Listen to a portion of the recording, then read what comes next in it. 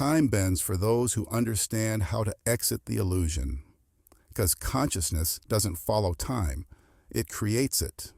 And the truth is, you are not inside time. Time is inside you. The Conscious Clock Introduction. Time has never been what it appears to be. What we call hours and minutes are only fragments of perception, stitched together by memory and expectation.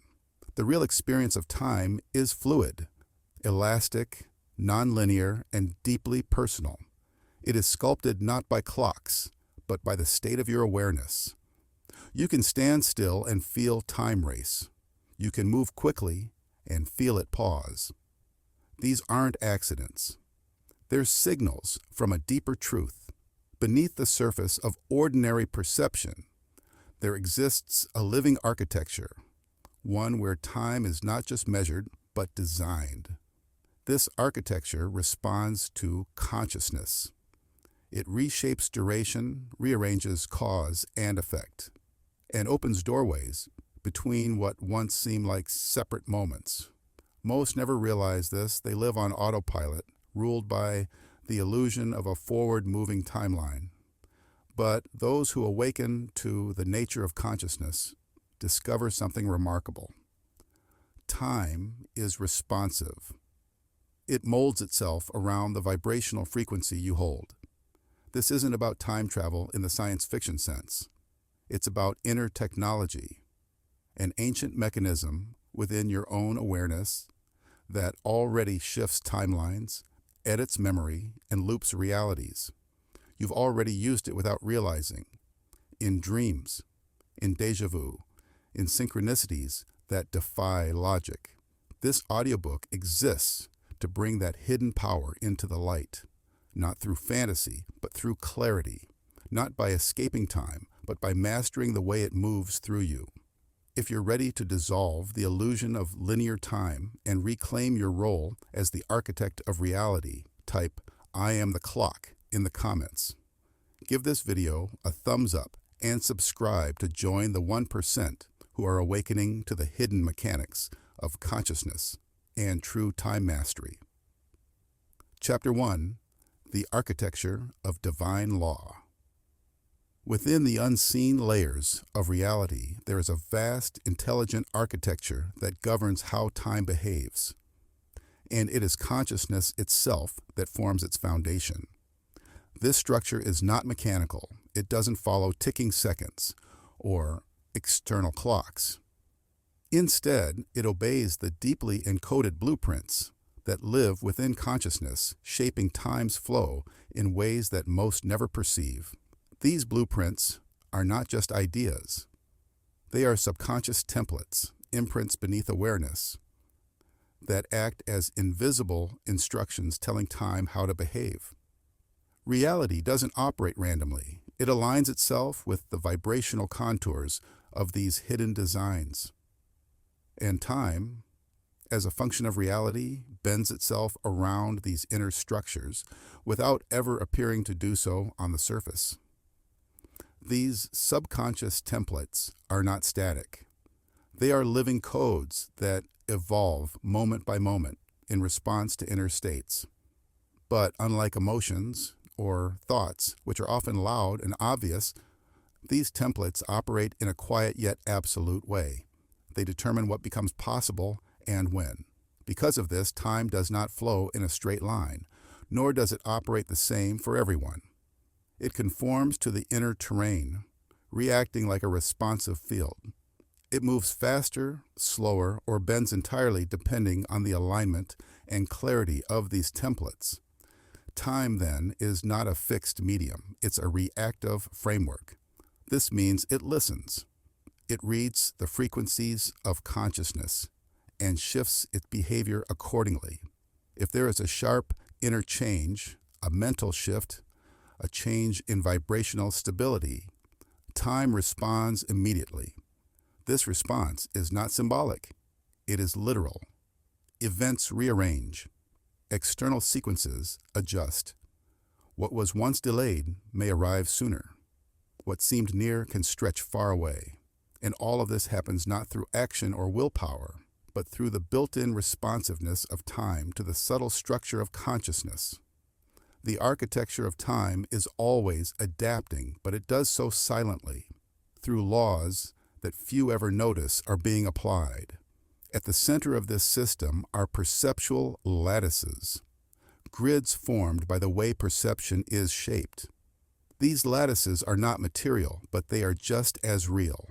They act like scaffolding that surrounds your awareness, providing the invisible boundaries within which reality expresses itself. When you perceive something, you do not just witness what is there, you generate the shape of time around it. These perceptual frameworks form the rules of appearance. How long something takes, whether it unfolds in ease or in delay, whether it feels heavy or light. What you perceive is not separate from what time becomes. These lattices bend the flow of time to match what you unconsciously expect. Expectations are not merely thoughts. They are architectural beams of consciousness. They silently dictate what the future can look like by building bridges before anything has even happened. Within this space, time doesn't push forward. It conforms. It conforms to what is anticipated at the most fundamental level. And this anticipation isn't a conscious plan or a vision board. It is an embedded design beneath awareness. That's what makes it powerful. You don't need to be aware of it for it to direct time's behavior. Along the edges of awareness, even smaller currents are always moving. These are what can be called subtle timelines. They are miniature versions of time flow, microstreams of cause and effect that operate beneath what the surface mind can follow. These subtle timelines emerge when a small change in inner orientation takes place. They do not announce themselves, and they don't demand attention, but they rethread the course of events in quiet ways. For example, a tiny shift in perspective, one that happens so quickly it barely registers, can redirect the flow of time in that moment. Maybe a situation that was building toward tension suddenly fades out, or something unexpected arrives before its time. These moments are not chance. They are results of subtle time shifts that follow the invisible edits made deep within the architecture of consciousness. These micro variations do not need big decisions or dramatic realizations. In fact, they are most active when nothing seems to be happening.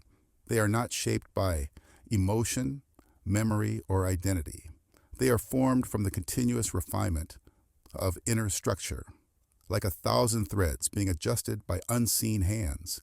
These micro movements redirect what time allows and disallows, who enters your life, what delays vanish, what new things emerge that hadn't been possible moments before. Every second is surrounded by these hidden offshoots, and they all come from the tiniest adjustments in inner frequency. Most are never noticed, but they steer the course of entire paths. And at the core of this structure is something that cannot be described with words, only referred to with approximations. This is the realm of law without language. Time, in its truest form, does not obey commands or concepts. It does not listen to stories, affirmations, or labels. It responds to vibrational truth, the unspoken state of being that emanates from consciousness itself. This is not emotion, not intention, not identity. It is the pure architecture of frequency.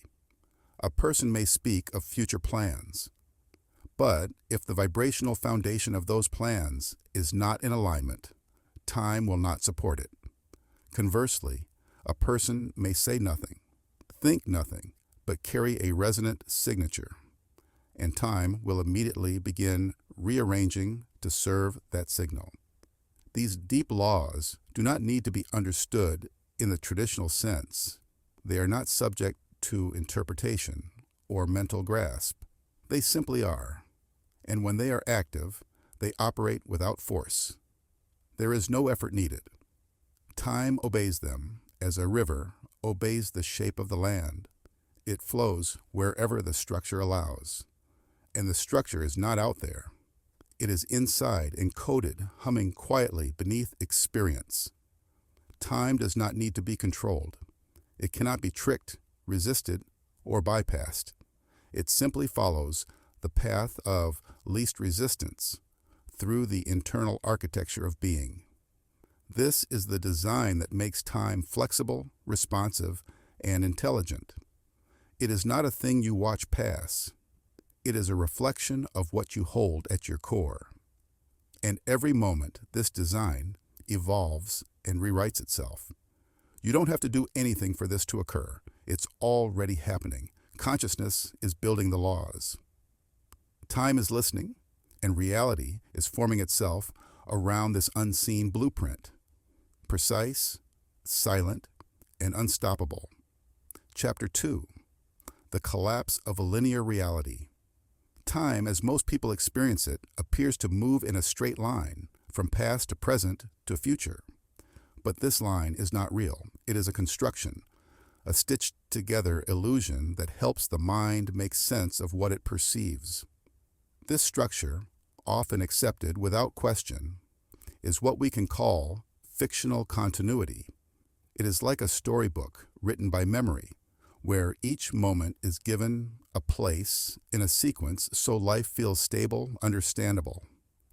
But consciousness is not bound by this. The deeper layers of being do not move through time in a line. They exist across a field of presence where everything is happening at once. What creates the feeling of continuity is not time itself. It is the need for order. The human mind prefers beginning, middle, and end. It wants one event to lead to the next. But this desire for order has nothing to do with the actual structure of reality. It's a psychological preference, not a cosmic rule. In truth, continuity is like a film reel. Each frame looks connected, but only because they're played in sequence. If the reel is lifted, if the thread is broken, the illusion collapses. Consciousness, especially as it becomes more aware of itself, begins to see through this construct. It no longer clings to the comfort of linearity, and in doing so, it starts to witness the fragmentation of what once felt like a single flowing timeline. This shift, this temporal fragmentation, is not a breakdown. It is a revealing. When consciousness expands beyond the fixed lens of beginning and end, time stops behaving in the usual way. Events don't line up. Moments overlap. What once seemed separate becomes simultaneous. A conversation, a realization, an event that seems before or after may begin to appear all at once. This isn't chaos, it's a return to how things actually are, without the filters that used to keep them separated. There is no collapse in the destructive sense. Instead, the artificial stitching that held everything together is simply no longer needed. When that happens, simultaneity reveals itself. The idea that something has to happen before something else dissolves. Past, present, and future begin to feel like choices of view rather than points on a road. Time stops being a highway and becomes a sky, open, spread out, accessible in all directions. But this shift can be disorienting at first. The mind, which has relied on stories to feel safe, may struggle when those stories no longer hold. The events of one's life may no longer feel like a neat line. They begin to float. This floating effect is not randomness, it's clarity. And the only thing that made time seem to move before was memory. Memory acts as glue. It holds separate pieces together and makes them feel like they belong to the same thread. Without memory, there would be no past to compare the present to. There would be only what is here, now, without a story attached. Memory constructs a map, It gives moments weight, labels, and order. But this map is not the territory. It is a drawn line across a vast field of existence. As the influence of memory fades, the map dissolves, and what is left is uncharted awareness. This doesn't mean memory vanishes. It means memory is no longer seen as the absolute truth. It's no longer the master of time.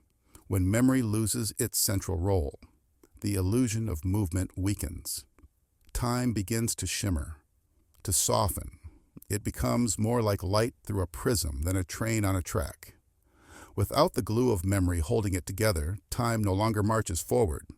It flickers, folds, expands, contracts.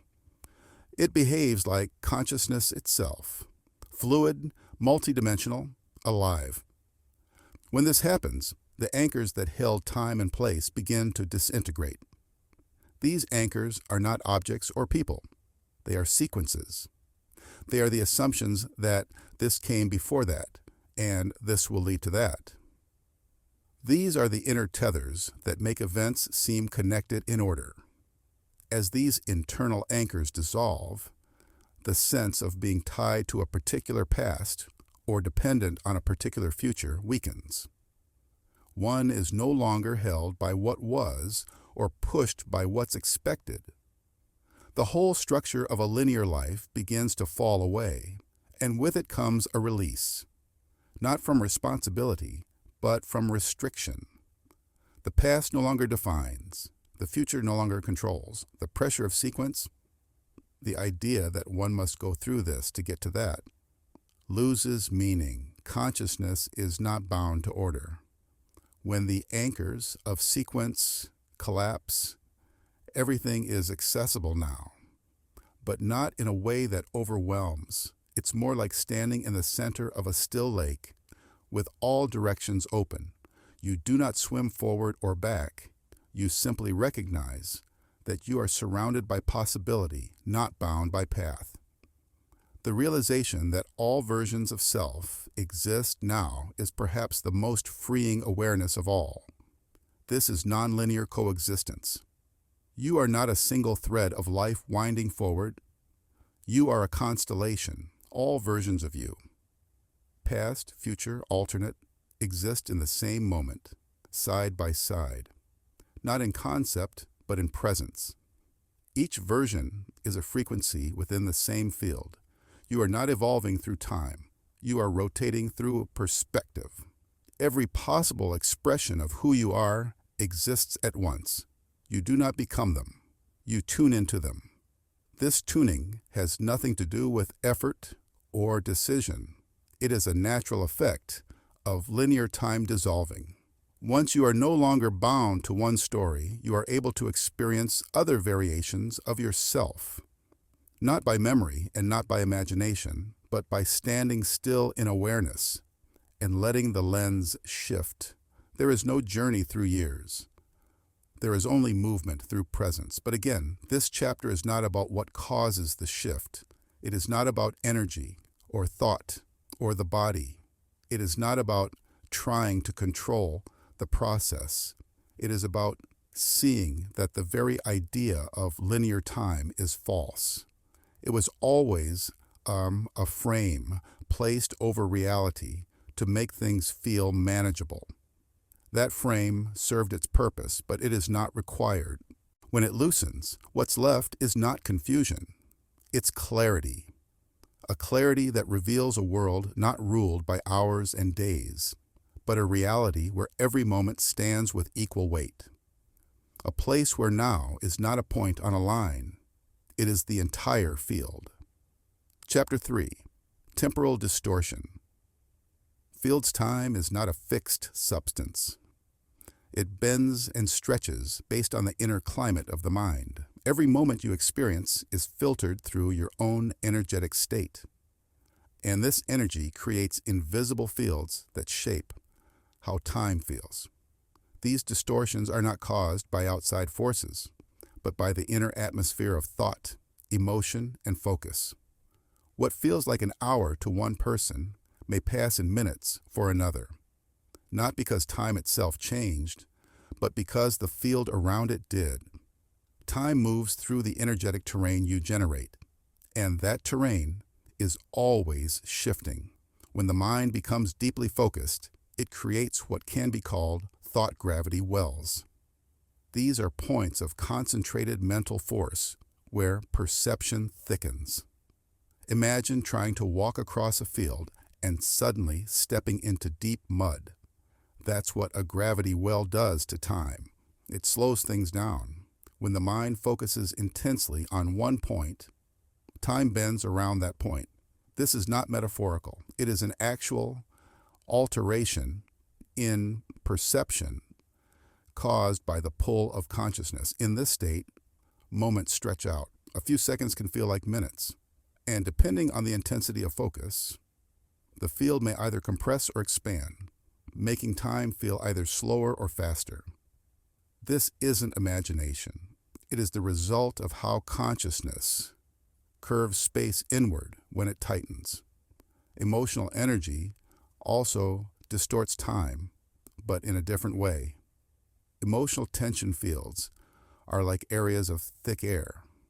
The more resistance you feel, whether it's anxiety, pressure, or internal conflict, the more warped your perception becomes. A few minutes in tension can feel like an eternity. This happens because tension stretches time. It doesn't allow smooth flow. Instead, it creates drag. Like rubber bands pulling in opposite directions, your awareness is torn between multiple energetic pulls, and time starts to feel heavier. These emotional fields don't just stretch moments, they twist them.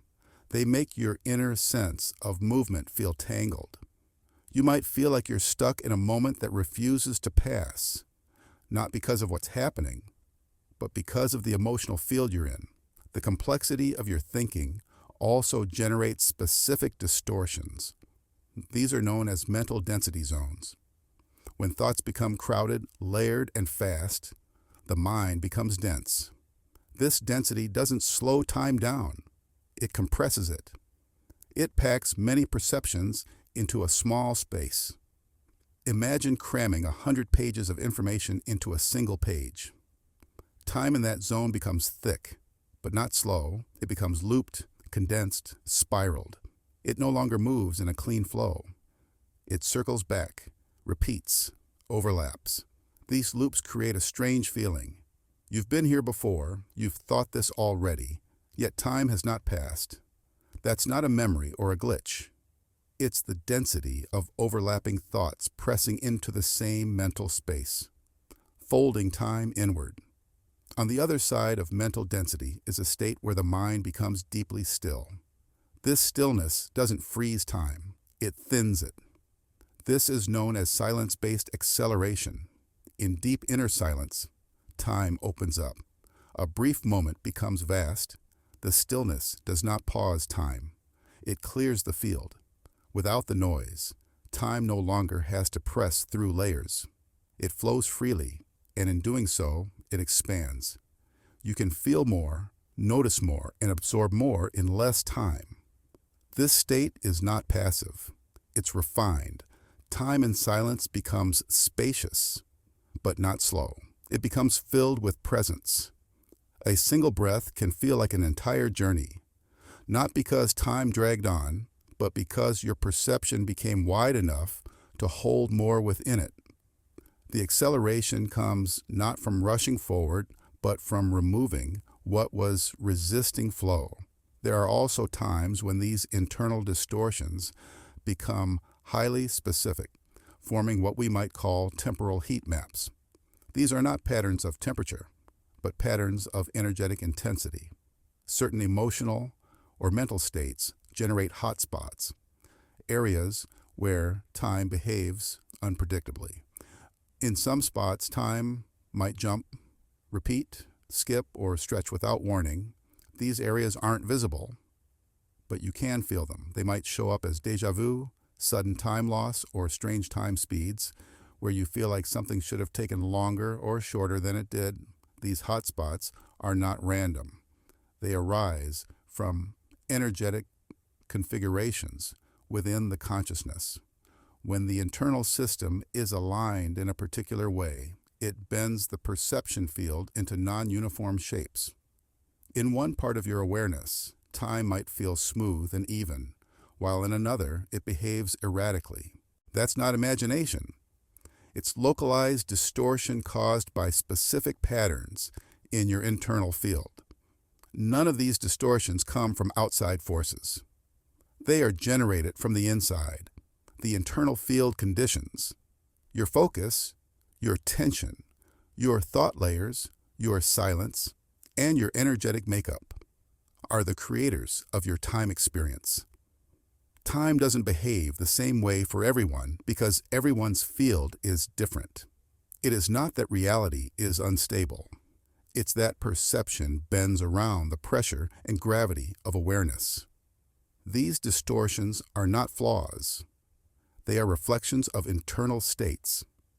Time becomes a mirror, not of your history or your future, but of the energetic signature you are radiating in the moment.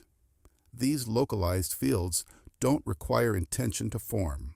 They happen naturally when you think deeply, focus tightly, feel strongly, or enter silence. The field around your awareness shifts, and time responds.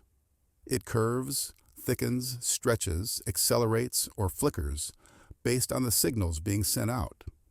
These are not decisions, they are natural consequences of inner movement.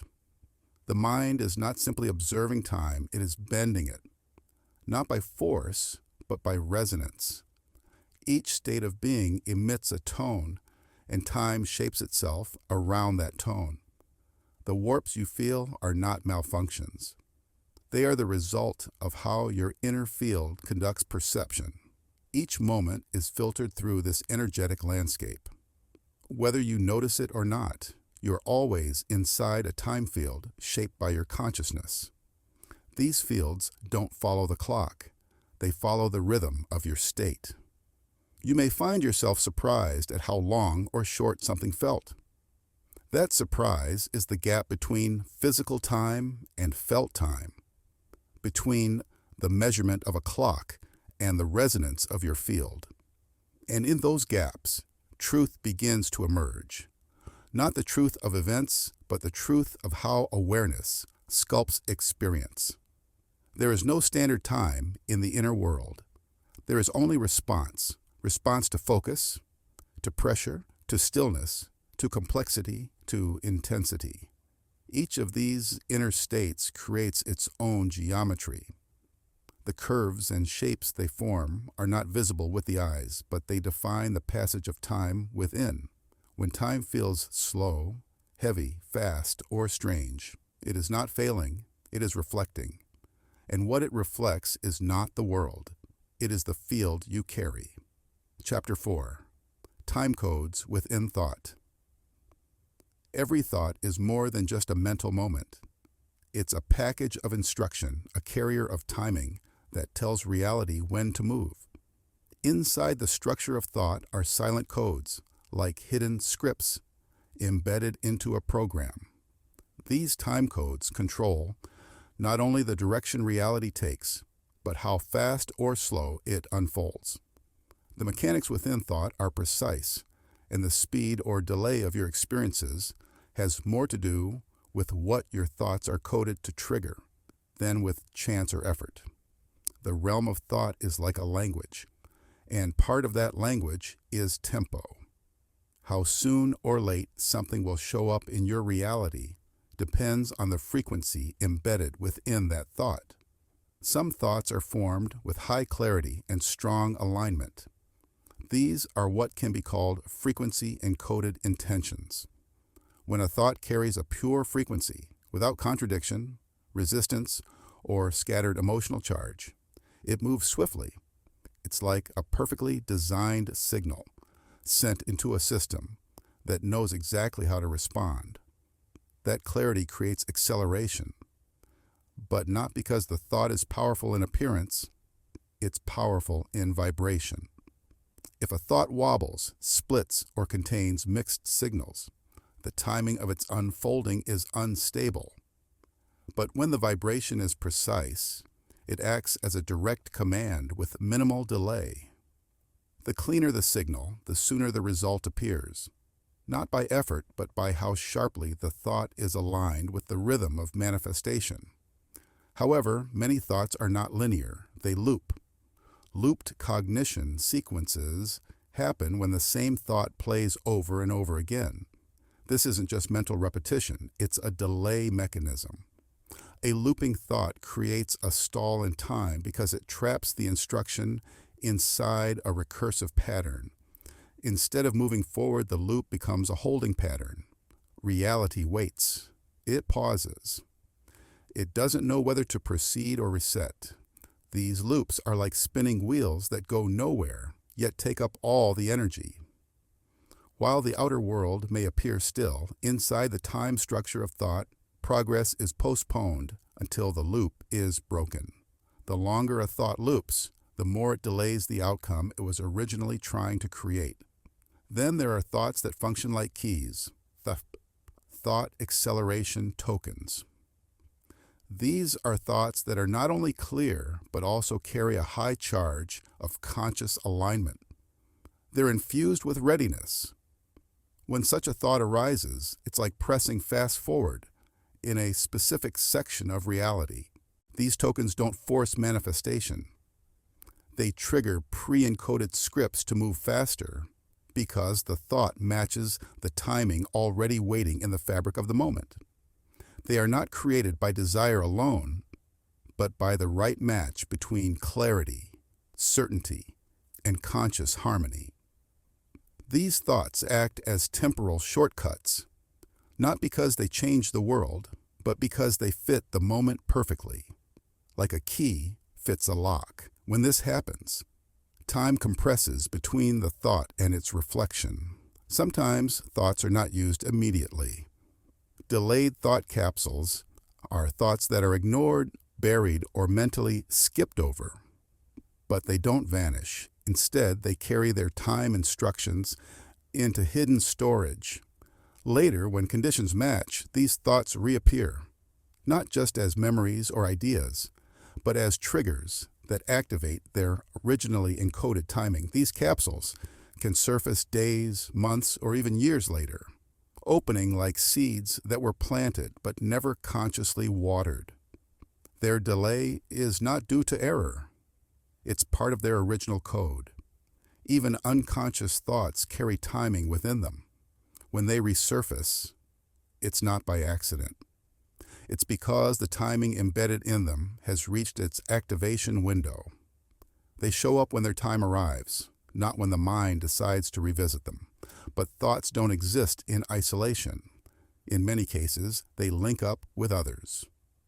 Code entanglement occurs when your thoughts synchronize or conflict with the thought forms of other people. Each thought carries a timing pattern, and when two or more thoughts from different minds interact, they can create interference or amplification. These interactions create shifts in outcome timing, not because of external action, but due to synchronization of thought codes across fields. You might think of a desire or idea, but its arrival depends not only on your internal time codes, but also on how those codes interact with the timing in the minds around you. This entanglement forms networks of influence, where reality adjusts to the merged or conflicting patterns. In this sense, thought is not just personal, it becomes a shared timing system, influenced by resonance with others. Thoughts, then, are not static or one-dimensional. They are carriers of time. Every single thought contains invisible instructions about when to activate, not just what to activate. These instructions don't come from planning. They're formed from the internal structure of the thought itself. How precise it is, how often it repeats, how charged it becomes, how long it's held in silence, or how it's entangled with others, all of these define the time map it will follow. Thoughts are not simply wishes. They are silent architects of timing, encoding when reality should unfold in subtle yet exact patterns. The mechanism of thought-based time coding is always operating. whether recognized or not. Reality listens not only to what is being thought, but to how it is being formed. Even thoughts that seem casual or passing carry a tone, and that tone includes time. The universe doesn't read words. It reads the hidden frequency signature and responds to the timing instructions encoded there. When a thought feels rushed or desperate, it carries jittery time codes. When it's calm, centered, and sharp, the code is smoother and allows quicker unfolding. These time codes exist regardless of how aware the thinker is of them. Understanding this reveals that the passage of time is not managed by effort, but by alignment. Not all thoughts move at the same speed because not all thoughts are constructed the same way. Some delay themselves by looping. Some rush ahead by frequency match. Some wait in silence until their hour arrives. Some get tangled with the thoughts of others and must synchronize before anything can manifest. These are not external problems, they are part of the design. Time codes within the thought determine reality's behavior more than any outside influence. Inside each thought is a signal, a combination of direction, readiness, and timing. Reality responds to that signal, not to surface-level thinking. If a thought is vague, the response will be slow. If a thought is sharp, it moves quickly. If it's repeated, the code gets stuck. If it's buried, it shows up later. If it's harmonized with others, it gains complexity or momentum depending on that relationship. But in every case, the timing is not random. It is built in. The architecture of manifestation is hidden within the structure of thought itself. These codes do not require belief to work. They are already working. The delays, the sudden outcomes, the loops, and the unexpected reappearances, all of it follows the hidden clock built inside the thought forms we carry. And it is within that silent clock that time obeys its deeper instruction. Chapter 5. Echoes from the Unmanifested. Each thought carries more than meaning. It carries movement. Inside the shape of every thought is a silent instruction, a kind of invisible code that tells reality when to respond, not just how. These codes are not created by effort or by repetition. They are built into the structure of the thought itself, hidden in its frequency, its sharpness, its clarity, and its resonance. Time does not follow the surface of thought. It follows the timing embedded deep within it. Reality does not read words or logic. It reads patterns, vibrational timing, and unseen blueprints that guide how quickly or slowly something unfolds. When a thought is formed with clarity and alignment, it carries a specific frequency. This frequency determines its pace in the unfolding of events. This isn't about emotional energy or personality. It's about the exact tone and precision of the thought's vibration. A thought that is focused and unshaken, that carries no contradiction within it, moves more swiftly through the layers of unfolding reality. This is what can be seen as a frequency-encoded intention. The frequency is like a timestamp, a signal that tells the reality field when this thought should echo back in experience. If the vibration is unclear, fragmented, or scattered, then time delays are embedded directly into it. Not because something is resisting you, but because the code hasn't finalized a time instruction. Clarity speeds time. Confusion slows it. But not all delays are caused by lack of clarity. Some delays are built from repetition. Looped cognition sequences are thoughts that repeat not for focus, but because they are stuck. A looping thought creates a delay, not progress. Imagine trying to send the same message again and again without waiting for a reply. The signal doesn't strengthen, it clogs. When the same thought echoes in the mind without fresh clarity or evolution, it forms a loop, and in that loop, time doesn't move forward. Instead, the reality tied to that thought remains suspended.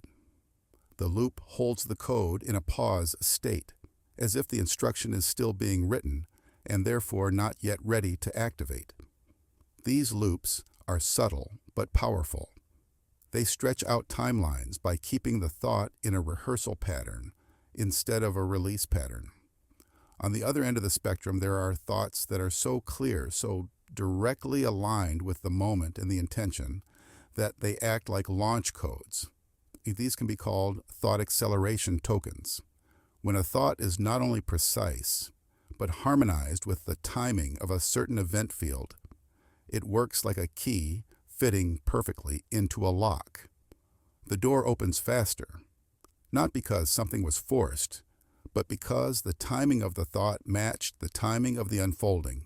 These kinds of thoughts are rare, not because people don't try, but because they require the thought to be unburdened by doubt, conflict, or noise.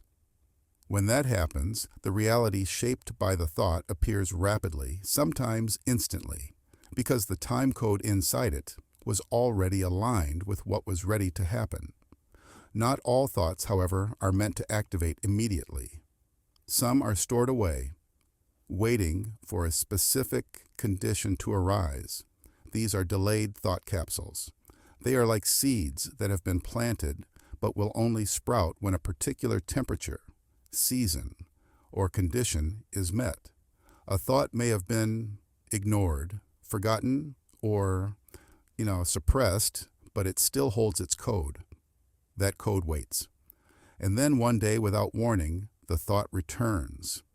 Not just as a memory, but as a trigger that opens something in the present. The delay wasn't because the thought failed. It was because its activation time was not immediate. These capsules are often misinterpreted as sudden changes or surprises in life, but really, they are the arrival of postponed codes that were always waiting. They hold timing inside them that cannot be rushed, only recognized when the time arrives. Thoughts don't live in isolation, they interact. Code entanglement happens when the timing code inside a thought intersects with codes in other people's minds. This doesn't require conversation, closeness, or even awareness. The interaction happens in the unseen fabric where thoughts resonate across fields. When thoughts entangle, their codes affect each other's timing. Sometimes this creates delays, sometimes acceleration, and sometimes a complete shift in direction. You might have a clear thought, but if its code is entangled with someone else whose field holds conflicting timing, the outcome may shift to accommodate that clash. This doesn't mean someone is blocking your experience. It means your thought code and theirs are part of a shared system of timing, and that timing adjusts based on the total signal, not just your part of it. These mechanisms operate constantly, regardless of whether they are known. Every thought carries a pace. Every pace alters the timeline of events. Some move quickly because they are sharp. Others stall because they repeat. Some hide until their moment arrives, while others interact with other codes to create new timing patterns. This isn't about control. It's about understanding the architecture. Time is not outside thought. It is inside it. The mind doesn't just think. It stamps each thought with a silent instruction that the world quietly listens to. Reality unfolds not at random, but according to these codes. That is why two people can think the same idea, and one sees results while the other sees nothing. The difference is not the idea. It's the timing embedded in it. This timing is not just about readiness. It's built into how the thought was shaped. How long was it held? Was it repeated too often? Was it buried and forgotten? Was it sharp and matched with existing conditions? Did it entangle with someone else's field? All of these shape the unseen calendar of manifestation. What's important to understand here is that time is not obeying your wish. It is responding to your thought code. The thought might say now, but if the code says later, reality listens to the code. The surface meaning of a thought matters far less than its internal structure. That structure is invisible, but not inactive. It contains the blueprint of timing, the pulse of when something will happen or not. Even the most casual thought has a clock inside it, and that clock runs not on logic or effort, but on the harmony of the code itself. These codes don't need to be spoken or understood to function. They are already functioning. You can see their effects in the speed or delay of events, the loops of repeated experience, the surprises that come from nowhere, or the synchronization of outcomes that involve others. Every one of these effects is a mirror of the time code carried within thought. Not the visible surface, but the hidden mechanism, frequency, precision, sequence, and entanglement, all determine the exact when of your reality. This is the nature of time as it lives inside the thought structure itself, not as an external force, but as a silent instruction embedded in every mental signal, shaping reality according to the pace each thought was born to follow. Chapter 6. The still point, outside time. There are moments in life where something unfamiliar feels oddly known. You step into a room you've never seen, yet it feels familiar. A conversation unfolds exactly as you imagined, though you never rehearsed it. This strange familiarity is not from the past. It is a quiet visitor from a timeline that has not happened yet. These are future shadows, fragments of what might unfold, brushing up against the present moment. They are not memories. They are echoes, pieces of possibility that arrive before the event that births them. These shadows don't carry full detail. They only hint, nudge, or stir. A sense that something is already occurring in a future frame, and that occurrence is leaning backward toward now. Reality is not locked in forward motion. What appears ahead also sends influence backward into the moment you stand in now. This is not prediction or analysis. It is the presence of timelines that haven't happened yet, making their way into your current space of experience through subtle signals. This is probability spillover. Think of all the decisions you might make, all the actions you could take. Each of them lives as a probability, a branch of potential reality. Some of these probabilities become strong enough to press through the present moment, even before they are chosen. They bleed into your behavior, your choices, your mood. You might find yourself drawn toward something, not because of past reasons, but because a strong potential is already shaping your direction from a point that hasn't technically arrived. These possibilities begin to shape you now because in some energetic layer they already exist. Even thoughts or decisions that you nearly made but didn't can leave traces. This is the strange effect of imprint residue. You may not notice it consciously, but a near choice, something you almost did, has an energetic weight. It leaves behind a subtle pattern. That pattern stays in your experience, coloring how you perceive similar situations or guiding future preferences. It doesn't take a committed action to leave a mark. Even strong consideration imprints the field of your now. These residues are not regrets. They are energetic leftovers of timelines that stood on the edge of becoming real but paused. They ripple slightly into your now, giving shape to how life feels without needing to complete themselves fully. Then there is something far more mysterious. There are moments when it feels as if something from the future has not only appeared early, but has reached backward in time to initiate itself. This is the phenomenon of reverse ripples. Instead of the usual flow from present to future, these ripples seem to collapse backward from the future into the present, generating the exact conditions they require. It's like a future experience calling into the past, bending the events before it to prepare its arrival. This isn't seen through logic, but felt through strange alignments, unusual opportunities, or unlikely connections that seem tailor-made for something not yet begun. These ripples do not wait for linearity. They reshape the terrain they're about to enter, preparing their own doorway long before they walk through it. Some individuals begin to notice these bleed-throughs in deeper ways. This sensitivity isn't the result of analysis. It is temporal infiltration.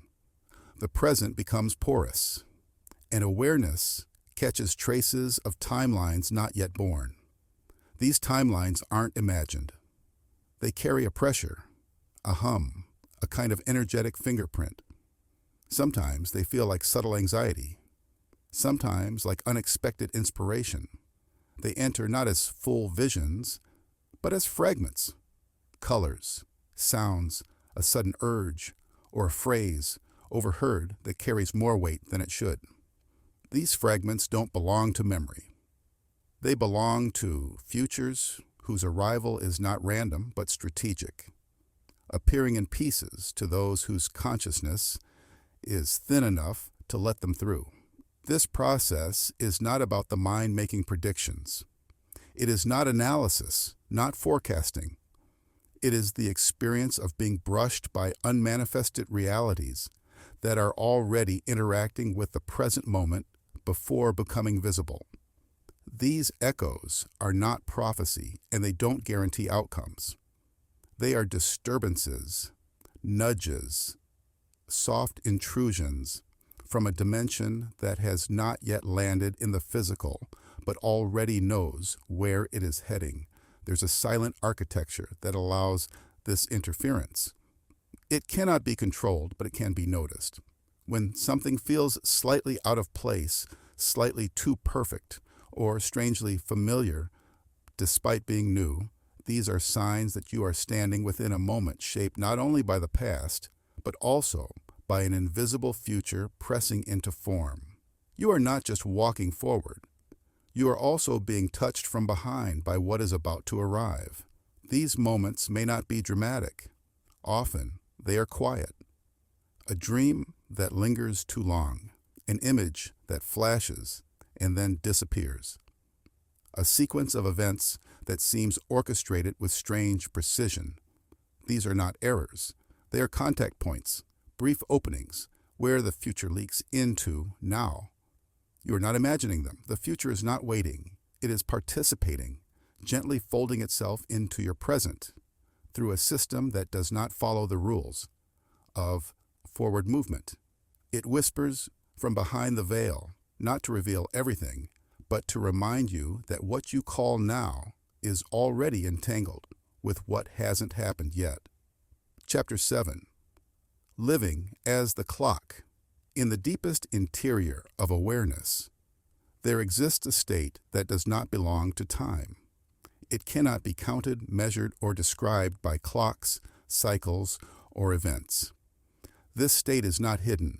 It is simply ignored by the forward movement of daily perception. Here, time does not exist because nothing within you is referencing it. This is the still point.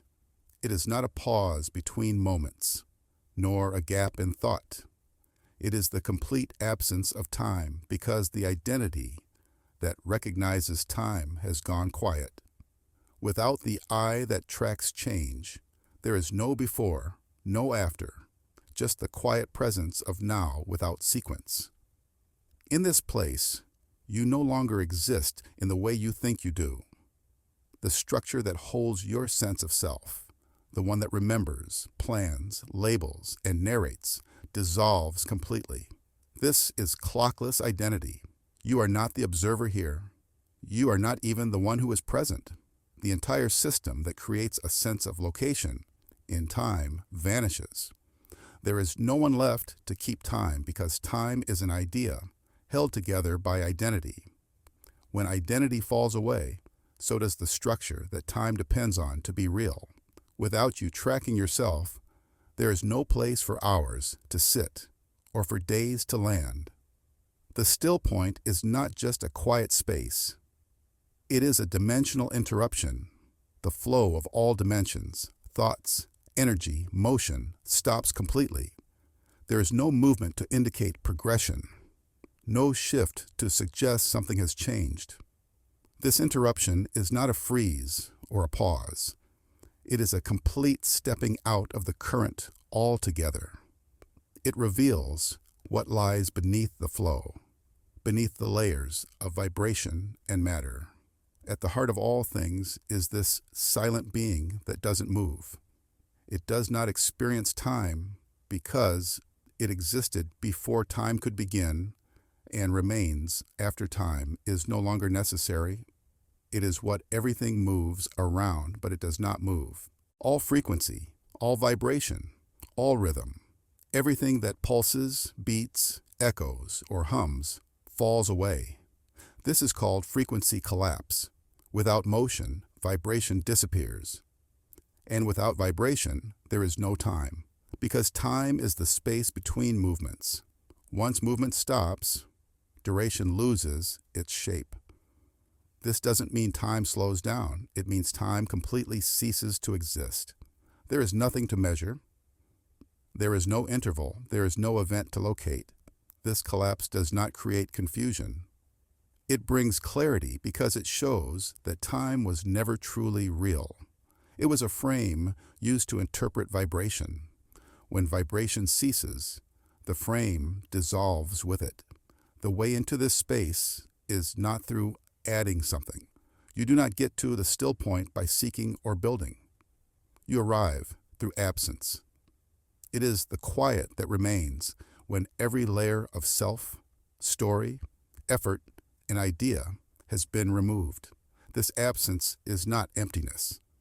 It is full of what cannot be named, but it contains nothing that moves or speaks. The doorway is not opened by doing more. It opens when all doing ends, not as an action, but as a disappearance. You cannot force entry. You fall into it when there is nothing left to hold on to, nothing left to explain, and no one left to explain it. This is zero-state awareness. It is not awareness of something. It is not awareness as a witness. It is just awareness without content. In this space, there is no sequence, no logic, no event, no past to recall or future to expect. Meaning does not exist here because meaning requires contrast, story, context. All of that belongs to time. But here there is no time, and so nothing carries meaning. What remains is pure being. It does not need purpose. It does not evolve. It simply is. You cannot measure the still point because measurement requires comparison, and the still point allows for no comparison. It is not larger than something or smaller than something else. It does not begin or end. It does not contain light or dark, presence or absence. It holds all of these things, and none of them at once. There is no paradox here, because paradox requires opposites, and this space is beyond opposites. It is not the center between opposites. It is the absence of the axis altogether. There is no language for the still point. Language itself is a tool of time, created to sequence meaning across moments. In the still point, nothing speaks and nothing listens. There is no inner dialogue, no tension between thought and word, no shape to grasp or describe. This is not because the still point is elusive. It is because the very tools used to describe it dissolve upon entry. You cannot take measurement devices into a place that contains no dimensions. You cannot take identity into a space where nothing reflects you. What makes this state so rare in ordinary experience is not that it is difficult. It is that it is completely without grasp. The self that wants to touch it is the self that vanishes upon approaching. That is why there are no techniques here, no systems, no pathways. The still point is not a goal. It is not a reward. It is not even a place. It is the condition of pure awareness, untouched by the motion of existence. And that awareness is not yours. It is not possessed or owned or felt as I am aware. It is just awareness, without subject, without object, without center. This is not a trance, not a dream, not a vision. It is the absence of all forms of experience. But in that absence, something remains, something that cannot be named or located. This is the source of stillness, but even calling it a source suggests movement. It is the space that holds no shape, the reality that existed before form. It does not radiate peace, because peace is a contrast to disturbance. Here there is no contrast, just silence beyond sound, stillness beyond motion, awareness without anyone to be aware. Nothing arises in this space, nothing resolves. Time has no meaning here because meaning itself vanishes without sequence. There is no transformation because there is no becoming, no improvement, no growth. Only the steady, unmoving awareness that existed before anything was born. It does not wait. It does not expect. It simply remains.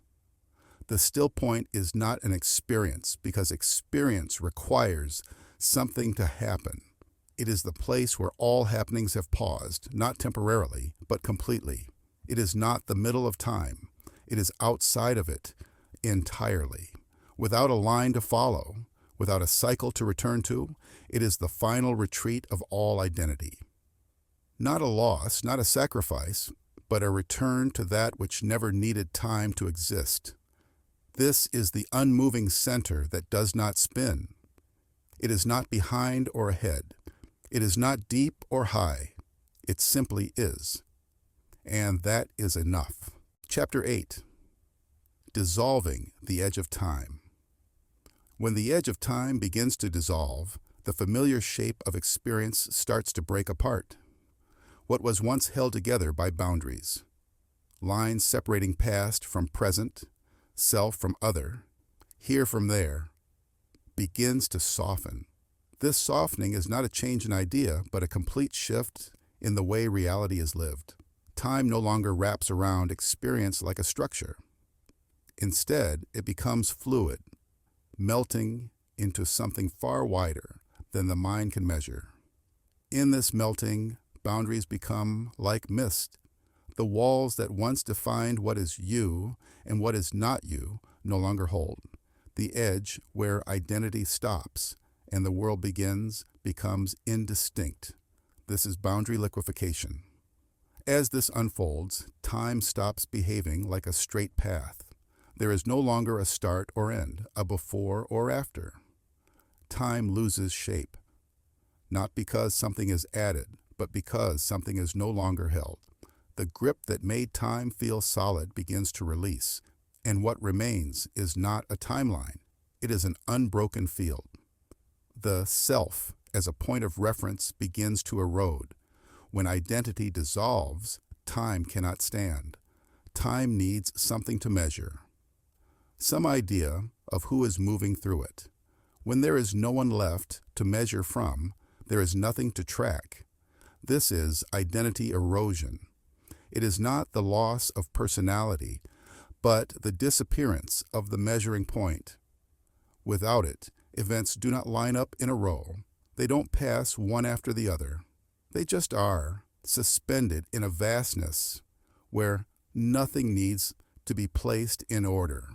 In this state, timelines are no longer viewed like separate roads. They are not observed from a distance. They are absorbed. This is temporal osmosis. Timelines are taken in like vapor through skin, not to be watched, but to be merged with. The division between timelines fades. You do not look across options. You become the field that contains them all. This is not about choosing between timelines or navigating them. It is about losing the separation that made them feel different in the first place. With this, consciousness enters the infinite field. It no longer sits inside time, nor above it. It becomes the space in which time happens. But this time is not linear, not bound, not narrow. It's not even time as we once knew it. It's more like movement within a boundless presence. Time is no longer the frame. It is more like a color that occasionally ripples through an infinite canvas. But even that is only a metaphor. In truth, it becomes impossible to describe what it is like, because it is no longer like anything. The infinite field is not a state you go to. It is what you realize you already are, once the edge has fully melted. From this condition, a new kind of intelligence emerges. It does not come from thought, memory, or learning. It is not based on cause or sequence. It does not think in lines or categories. This is post-time intelligence. It sees everything at once, not as overload, but as wholeness. It does not speak in words because words are built for lines and steps. Instead, it knows through direct being. This intelligence is not verbal, not rational, not based on solving or comparing. It is aware of all without needing to divide it. It does not chase understanding. It is understanding. In this field, time is not denied. It is simply not needed. There is no push or pull, no looking back or forward. The mind does not reach anymore because there is no more distance to reach across. Everything has come to the same place. In that place, identity is not just quiet. It is gone, and yet something remains. Not a person, not a thought, not an image. Just presence. Not presence inside a room or inside a moment, but presence as the very condition in which all forms appear and dissolve. There is no sequence here. There is no line to follow, no past to review or future to imagine. The clock does not tick. It cannot because there is no edge left to hold its rhythm. Every edge that once made experience feel separate has now dissolved. Time is no longer the river. It is the sky, not moving in one direction, but vast in every direction at once. And within that, consciousness does not move forward. It simply expands until there is nothing left outside of it. This is not peace, though it contains peace. It is not stillness, though it holds stillness.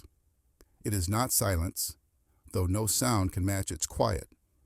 It is what remains when all else has faded. It is not the center of something. It is the absence of boundary, the complete undoing of limit. The edges of things, the beginning and the end, the self and the other, the time and the timeless, have all dissolved into one continuous, boundaryless field. This field does not behave. It does not form shapes according to rules. It does not return to order because it never left order. What once looked like chaos, duality, and division was only the dance of a mind that thought it was separate. Now, with the edges gone, there is no longer a mind outside of the whole. There is only the whole and the presence that knows itself as it. What is known here is not knowledge. It is not information or data. It is not even truth in the way we once understood it. It is truth without opposition, truth that has no opposite, no contrast. This truth cannot be proven. It can only be what is. And what is in this space has no name. It cannot be captured, counted, or carried. It does not move, and yet all movement arises within it. There is no arrival here. There is no goal to reach. Reaching implies time, and time no longer applies. What seemed distant before now feels inseparable. What was once longed for has already been. There is no becoming, only being, And being is not a thing. It is not a point. It is not inside anything. It is what allows everything to exist. This is where all edges dissolve. Not through force, not through understanding, but through the quiet undoing of separation itself. The final breakdown is not destruction. It is return. Not return to a place, but return to the condition that has always been here. The condition beneath every thought, every story, every form of time. When the edge is gone, there is no step left to take. There is only the vast, open field of what always was, with no line to mark its beginning and no wall to hold its end.